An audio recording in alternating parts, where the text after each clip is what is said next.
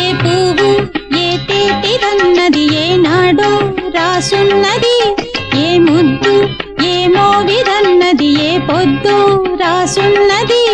బంధాలై పెనవేయు వయసుకు అందాలే దాసోహమనగా, మందారం విరబూయు పెదవులు మధువులనే చవి చూడమనగా. పరువాలే ప్రణయాలే